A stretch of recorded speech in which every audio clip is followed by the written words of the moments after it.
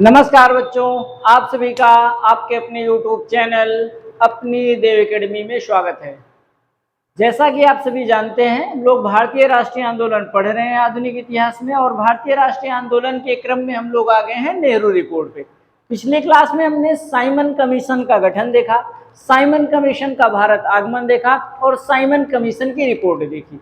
जब Simon commission अपनी report को प्रस्तुत कर रहा है, जब साइमन कमीशन का भारतीयों द्वारा विरोध किया गया, उस समय ब्रिटिश सरकार द्वारा, ब्रिटिश सरकार के कर्मचारियों द्वारा भारतीयों के सामने स्वयं के संविधान बनाने की बात रखी गई। भारतीयों को यह चैलेंज किया गया, अगर आप हमारे नियम का विरोध कर रहे हैं तो आप बड़े हिम्मत वाले हैं तो अपना ही नियम बना के दिखा दो। जैसे मान लीजिए हम सरकार की किसी नीति का विरोध करें, कोई संगठन सरकार की नीति का विरोध करे और फिर सरकार उसके बदले में ये कहे कि अच्छा हमने नहीं सही बनाया, कम से कम आप ही सही बना के दिखा दो। ये मैटर यही है। 1928 का समय साइमन कमीशन का जब विरोध हो रहा है तो भारतीयों के सामने स्वयं के संविधान बनाने जैसी एक नई चुनौती पेश की गई। ये नेहरू रिपोर्ट 1928 में आएगी, है ना। सबसे पहले बर्केनहेड नामक व्यक्ति भारतीयों के सामने चुनौती करेगा कि आप अपना ही संविधान बना के दिखा दीजिए, और भारतीय फिर हिम्मत करेंगे अपनी। हाँ, वो भी शर्त रखी गई कि आप ऐसा नियम बनाएं कि आपके देश में जो भी संगठन है सब आपसे संतुष्ट रहें। और ऐसा कर पाना बहुत मुश्किल था कि जितनी राजनीतिक पार्टियां हैं सब संतुष्ट हों और आप कोई ऐसा नियम बनाइए।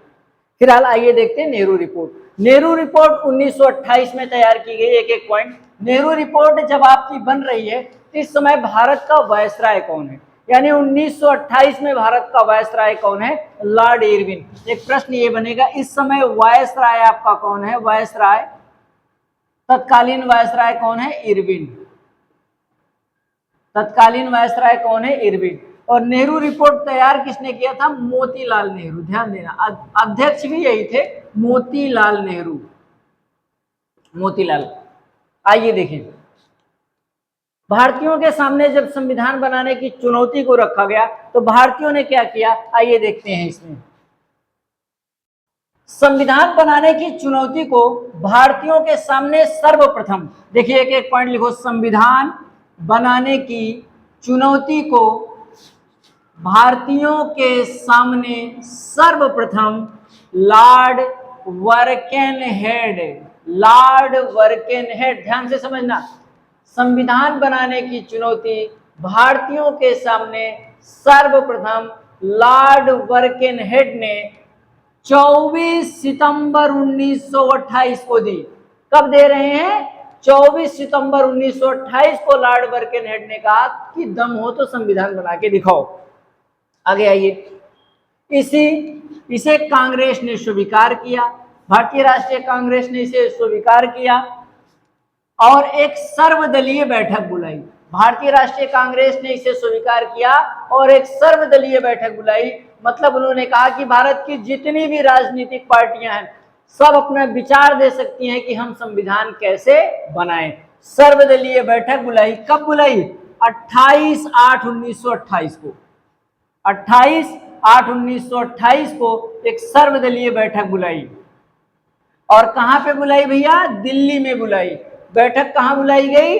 दिल्ली में। बैठक कहां बुलाई गई? दिल्ली में बुलाई गई। यहाँ एक चीज थोड़ा सा मिस हो रहा है, ये जो मैंने पीछे लिख दिया था 24 सितंबर 1928, वो 27 है, तभी तो 27 के बाद 28 में बैठक बुलाई जाएगी। 28 फरवरी 1928 को दिल्ली में बैठक बुलाई गई। इसमें लगभग 30 पार्टियां, कितनी पार्टियों के सदस्यों ने भाग लिया? 30 पार्टी के सदस्यों ने भाग लिया।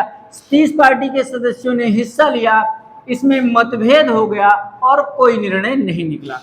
इस संगठन में इतने ज्यादा पार्टी के लोग हो गए, इतनी ज्यादा विचारधाराएं हो गई कि लोग एक दूसरे की विचारधारा से असंतुष्ट हो गए और मीटिंग समाप्त कर दी गई। आगे देखिए, पुनः मई 1928 ईस्वी में बंबई में एक बैठक बुलाई गई। कहां पे अगली बैठक हो रही है? बंबई में, जिसके अध्यक्ष डॉक्टर अंसारी थे। ये वही डॉक्टर अंसारी हैं जो 1927 के कांग्रेस अधिवेशन की अध्यक्षता कर रहे थे। इसमें 9 सदस्यों की एक कमेटी बनी, 9 सदस्यों की एक समिति बनी। इसी 9 सदस्यों की समिति ने क्या किया था, नेहरू रिपोर्ट यानी संविधान बनाने को लेकर पूरी रूपरेखा तैयार की। अब आइए देखते हैं नेहरू रिपोर्ट में आगे। नेहरू रिपोर्ट जो तैयार की गई उसमें अध्यक्ष कौन है, सदस्य कौन कौन है, सचिव कौन है, ये आपसे प्रश्न पूछता है। आइए आगे देखते हैं। अगला प्रश्न लिखोगे, नेहरू रिपोर्ट में सचिव यानी अध्यक्ष पहले देखते हैं। नेहरू रिपोर्ट का अध्यक्ष कौन था, 2 प्रश्न आप देख लीजिए बस, अध्यक्ष और सचिव। नेहरू रिपोर्ट का अध्यक्ष थे आपके मोतीलाल नेहरू, ध्यान देना, मोतीलाल नेहरू। और आपसे एक प्रश्न पूछा जाता है, नेहरू रिपोर्ट किसने तैयार की थी, इन्होंने ही क्या किया था, नेहरू रिपोर्ट तैयार किया था। नेहरू रिपोर्ट तैयार किया। नेहरू रिपोर्ट किसने तैयार किया, मोतीलाल नेहरू ने तैयार किया। और इस समय इसके सचिव कौन थे आपके, जवाहरलाल नेहरू। सचिव आपके कौन बने, जवाहरलाल नेहरू, जवाहरलाल नेहरू। और इस नेहरू रिपोर्ट में सदस्य की अगर हम बात करें, सदस्य कितने थे, तो सदस्यों की संख्या आपकी 9 थी। यानी नेहरू रिपोर्ट में 9 सदस्य थे, मोतीलाल नेहरू उसके क्या थे, अध्यक्ष थे, और सचिव जवाहरलाल नेहरू थे। इसी ने क्या, इन्होंने ही क्या किया था, आपका संविधान तैयार किया, यानी नेहरू रिपोर्ट पहली बार तैयार किया था। आगे देखिए, नेहरू रिपोर्ट पर, जो नेहरू रिपोर्ट तैयार की गई, नेहरू रिपोर्ट पर सर्वदलीय स्वीकृति, जितने भी दल थे सब ने आखिरकार 28 अगस्त 1928 को लखनऊ अधिवेशन में स्वीकृति प्रदान की। आपसे पूछेगा नेहरू रिपोर्ट पर सर्वदलीय स्वीकृति कब मिली, तो 28 अगस्त 1928 को लखनऊ में मीटिंग के दौरान ये सर्वदलीय स्वीकृति मिली। सम्मेलन में क्या क्या रखा गया था, नेहरू रिपोर्ट में क्या बातें रखी गई, भारत को स्वतंत्र राज्य का दर्जा दिया जाए और इंग्लैंड से अलग किया जाए, भारतीय राजाओं के अधिकार क्षेत्रों को बढ़ाया जाए, गवर्नर का नाम सिर्फ नाम मात्र का हो। मतलब कुल मिलाकर के आप समझिए कि जो जिन जिन कामों को करने में भारतीयों को समस्या थी, उन कामों को बंद करने की बात कही गई। आइए थोड़ा सा इसे देख लेते हैं। भारत को स्वतंत्र राज्य का दर्जा दिया जाए, इंग्लैंड से स्वतंत्र किया जाए, मंत्रिमंडल का गठन किया जाए, है ना, मंत्रिमंडल का गठन किया जाए, केंद्र में द्विसदनात्मक विधायिका की व्यवस्था हो, केंद्रों में यानी द्वैध शासन, है ना, प्रांतीय स्वायत्तता की व्यवस्था की जाए, गवर्नर का पद सिर्फ संवैधानिक प्रमुख रखा जाए, राजाओं को क्षेत्रीय अधिकार दिया जाए, यानी जो रियासतदार थे उनको अधिकार दिया जाए। ऐसी तमाम मांगे थी। होता क्या है, इनकी किसी भी मांग को स्वीकार नहीं किया जाएगा। अब क्या करेंगे, जवाहरलाल नेहरू इस संगठन से खुद को अलग कर लेंगे। आइए थोड़ा सा आगे देखते हैं। आगे देखिए, जब नेहरू रिपोर्ट की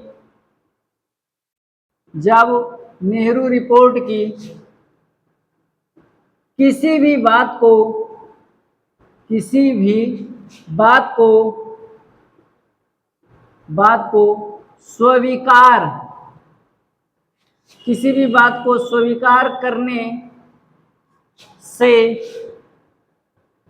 स्वीकार करने से अंग्रेजों द्वारा मना कर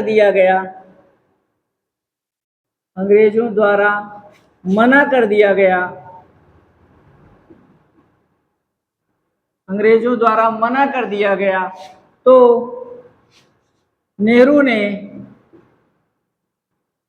ने सचिव के पद से इस्तीफा दे दिया।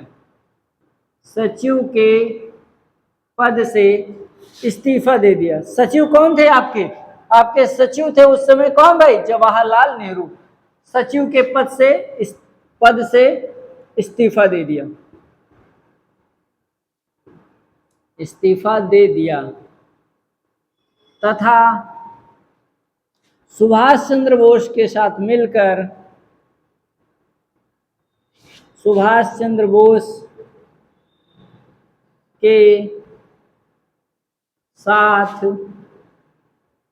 मिलकर, सुभाष चंद्र बोस के साथ मिलकर नवंबर 1928 को, नवंबर 1928 को, नवंबर 1928 को, नवंबर 1928 को ऑल इंडिया इंडिपेंडेंस लीग की स्थापना की। ऑल इंडिया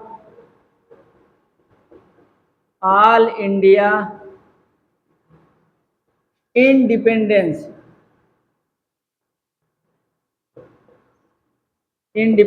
लीग की स्थापना की। कई बार भर्ती परीक्षाओं में पूछा गया ऑल इंडिया इंडिपेंडेंस लीग की स्थापना किसने की। ऑल इंडिया इंडिपेंडेंस लीग बहुत इंपॉर्टेंट प्रश्न है। ऑल इंडिया इंडिपेंडेंस लीग की स्थापना कब हो रही है? नवंबर 1928 ईस्वी में हो रही है। और कौन कर रहे हैं? आपके क्या नाम, सुभाष चंद्र बोस हैं, और उनके साथ में कौन है? कहेंगे जवाहरलाल नेहरू। यानी इसकी स्थापना कौन किया? स्थापना की अगर हम फिर से बात कर दें तो जवाहरलाल नेहरू, जवाहरलाल प्लस सुभाष चंद्र बोस ने मिलकर किया था। ऑल इंडिया इंडिपेंडेंस लीग की स्थापना जवाहरलाल नेहरू और सुभाष चंद्र बोस ने किया था। लेकिन इसके अध्यक्ष थे श्रीनिवास अयंगर। ये जो संगठन बना था इसके अध्यक्ष कौन थे? श्रीनिवास अयंगर। जो ऑल इंडिया इंडिपेंडेंस लीग की स्थापना सुभाष चंद्र बोस और जवाहरलाल नेहरू द्वारा की जा रही है, उसके पहले अध्यक्ष कौन बने थे? श्रीनिवास अयंगर।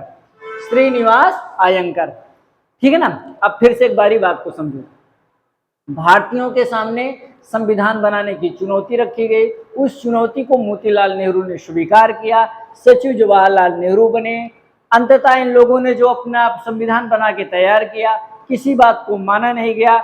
जवाहरलाल नेहरू पार्टी छोड़ करके ऑल इंडिया इंडिपेंडेंस लीग की स्थापना सुभाष चंद्र बोस के साथ किया, क्योंकि सुभाष चंद्र बोस पहले से ही कह रहे थे कि ये लोग हमें बहका रहे हैं, बाकी ये हमारी किसी बात को नहीं मानने वाले हैं। ऐसा पहले इन्होंने कहा था। इसी वजह से जवाहरलाल नेहरू इन्हीं के साथ मिलकर के चले आए। अब आगे क्या होगा? अब नेहरू रिपोर्ट को जब अस्वीकार कर दिया जाएगा तो मोहम्मद अली जिन्ना 30 मार खां बनेंगे और वो क्या बोलेंगे? अब हम नेहरू रिपोर्ट से अच्छा एक फार्मूला तैयार करेंगे, उसका नाम है क्या? जिन्ना फार्मूला। कौन सा फार्मूला? जिन्ना फार्मूला। और जिन्ना फार्मूला वो प्रस्तुत करेंगे। जिन्ना की सिर्फ 20, 30, 29 मांगे होंगी, है ना। उसी पे उन्होंने कहा सब कुछ हो जाएगा, बाकी उनकी कोई बात को माना नहीं गया, वो भी फार्मूला असफल रहा, है ना। ठीक है दोस्तों, आज की क्लास सिर्फ इतना ही। अगर आपको वीडियो अच्छी लगी हो तो हर बार की तरह आप अपने चैनल अपनी देव एकेडमी को लाइक, शेयर और सब्सक्राइब जरूर करें दोस्तों। अपने दोस्तों तक जरूर भेजें, है ना। भारतीय राष्ट्रीय आंदोलन सभी भर्ती परीक्षाओं के लिए बहुत ही महत्वपूर्ण है, चाहे आप पीसीएस देने वाले हों, आरओ देने वाले हों, है ना। इसके अलावा बीपीएससी 70 यानी 17वीं बीपीएससी आप देने वाले हों, एसएससी देने वाले हों, रेलवे देने वाले हों, सभी भर्ती परीक्षाएं जो हाल फिलहाल में होने वाली है, उन सब के लिए भारतीय राष्ट्रीय आंदोलन बहुत महत्वपूर्ण भूमिका निभाता है। और ये क्लास, ये मेहनत शायद आपके लिए उपयोगी हो सकती है। ठीक है दोस्तों, आज की क्लास इतना ही। नमस्कार दोस्तों, जय हिंद, जय भारत।